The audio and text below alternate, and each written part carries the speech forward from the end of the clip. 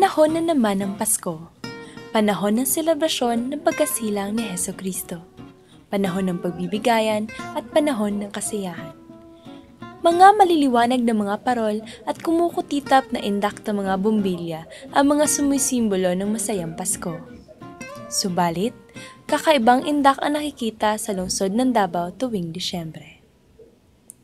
Tuwing papalapit na ang Pasko, libo-libong mga kapatid nating lumad, mga bagobo at badyaw ang makikita sa mga kalsada at kalye ng lungsod. Simula noong December 6, araw-araw na nakikisalamuha ang mga lumad sa sitwasyon nila sa kanilang maliit na tinutuluyan. Nakahilata kahit saan, kumakain kahit marumi ang paligid.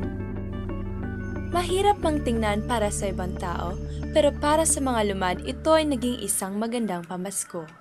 Ito ay parang isang magandang bakasyon na hinihintay nila sa bawat pagsapit ng buwan ng Disyembre.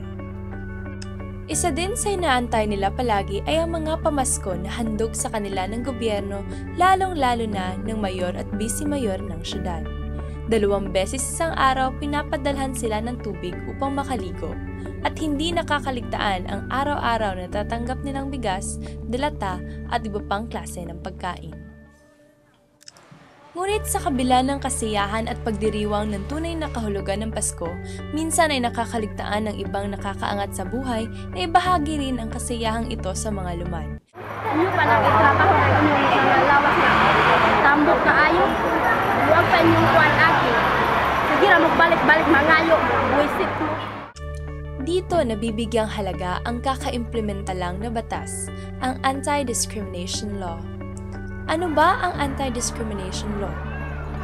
Base sa isang nalathalang artikulo sa PDI, pinagbabawal ang pagmamaliit ng mga LGBT, minority groups at mga taong may kapansanan. Sa unang pagsuway, ang taong yon ay makakabayad ng 1,000 piso. Sa pangalawang pagkakataon naman ay 2,000 piso at pagkakakulong ng 10 araw. At pag 3 o higit pa, 5,000 piso ang multa at may kasamang 15 araw na pagkakakulong o depende sa desisyon ng korte. Pero sabi nila nagiging walang silbi pa rin ito sapagkat karamihan sa mga lumad ay walang alam tungkol sa batas na ito.